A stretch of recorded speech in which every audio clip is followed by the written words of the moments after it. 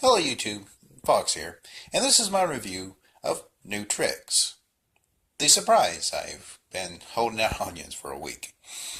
New Tricks is a show I found on Hulu one day.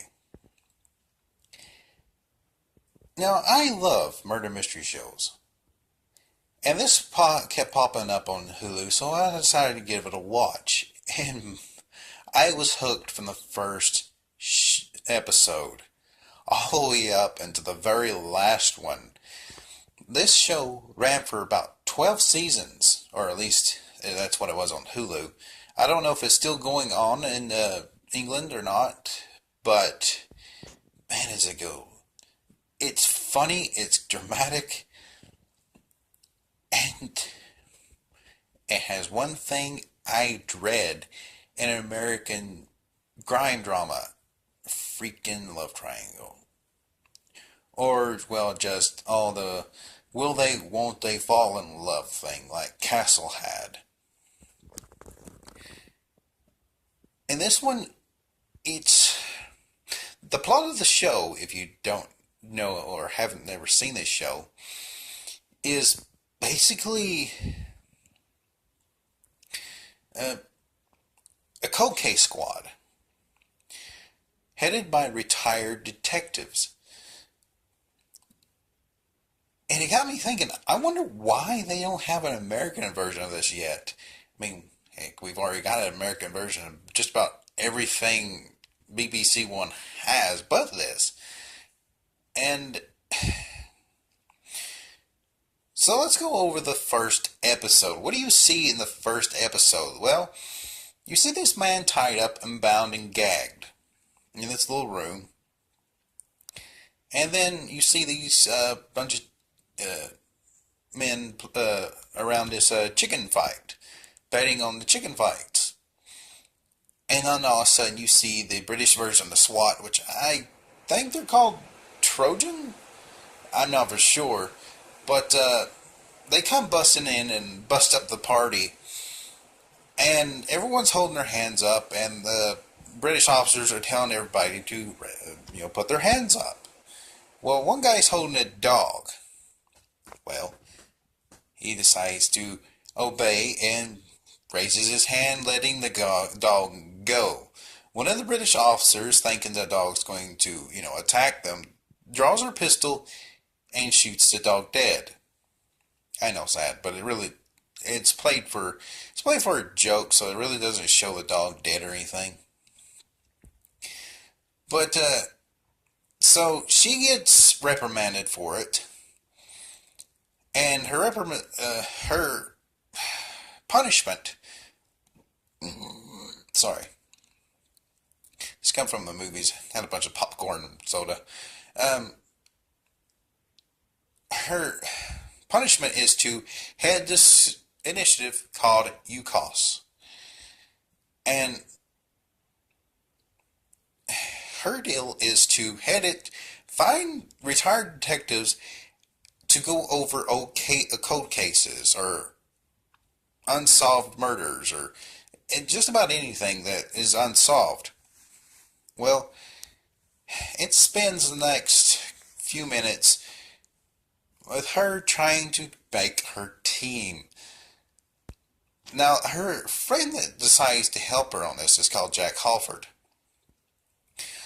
who I loved in the show. He's the old, reliable person. And I don't mean old as in he's old age. I mean, he's just, old, reliable. But they decided to make this team up of him, a man by the name of Brian Lane, and Jerry Standing. For about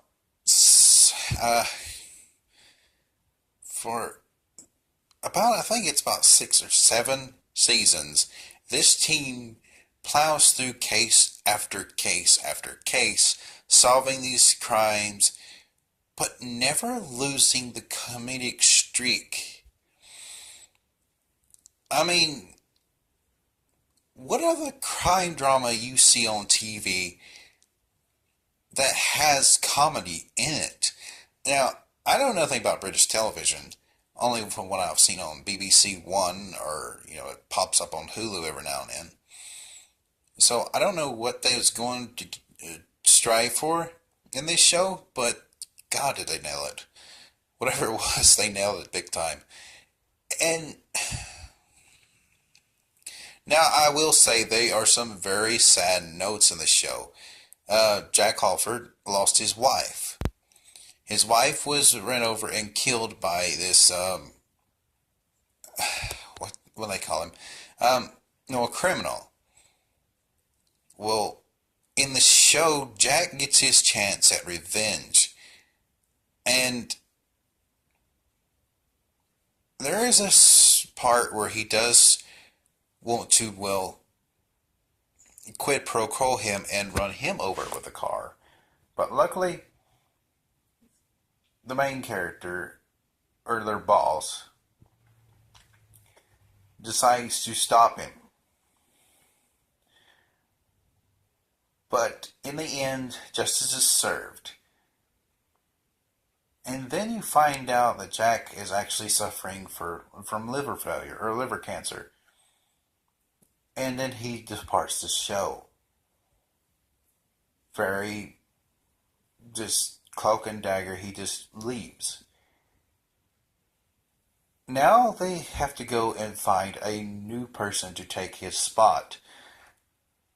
In a way, this is where the show kind of, I want to say shines, but even though they've lost a team member, they always seem to find the oddball of the bunch. And the person who takes Jack's place is a Scotsman who worked for the Scottish PD. But another sad note is the story of Brian Lane. He was a drunk, and in the show he actually reverts and becomes a drunk again. But when he was a cop, before he got put out to pasture, as we Americans would say, there's this kid, a drug dealer, under his care in the station. Well, he's been grilling for a while, and he decides, well, you know what, I'm not getting anything out of this kid. I'm going to pop down to the pub and grab me a couple of drinks. Well, while he's away at the pub drinking, several of his fellow officers do something, and he comes back, and the kid has choked on his own vomit and died. Now, as I said, he's put out the pasture, but it is eating him up all through the series until he as well leaves. But it eats him up that this kid died under his care because of his illness. And in the end of his part of the whole show, he does get some amount of justice for the kid.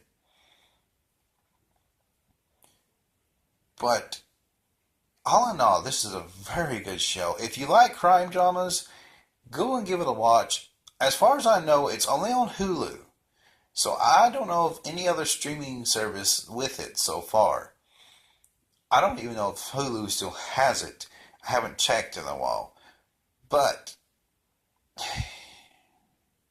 you have to watch it. If you love CSI, Miami, Cold Case, or any of those, give it a watch. I mean, it doesn't have the forensics as NCIS, but it has this group that no matter what, at the end of the day, they'll either figure out a way to get justice or just have fun. In the cases where they usually try to get justice for a person, but some red tape's done something, they always find a way, no matter what, to bring some amount of justice to the person. And in a way, I like that. As if they can't get him on the murder charge, they'll get him on the Al Capone way. They'll get him with taxes. But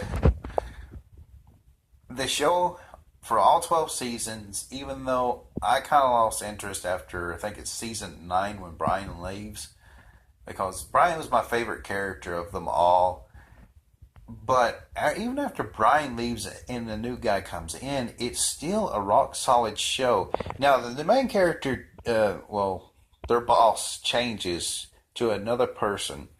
But even then, the show never loses steam as much as most other shows. And if they were to come out with a 13th season where they decide to bring Brian back or use Brian as a consultant, because there was some shows after he left that they could have used Brian's expertise on the cases. And I'll go ahead and say it. Brian's expertise is his mind. They call him Brian Memory Lane. He remembers everything. Everything that he's read, that he's studied. Even though he's got the illness, he remembers everything. Give him a date and a time and a person, and he can tell you what they was doing at that point in time. And in a way, there's this show called in the series. There's this one called Last Man Standing, where Jerry actually departs the show,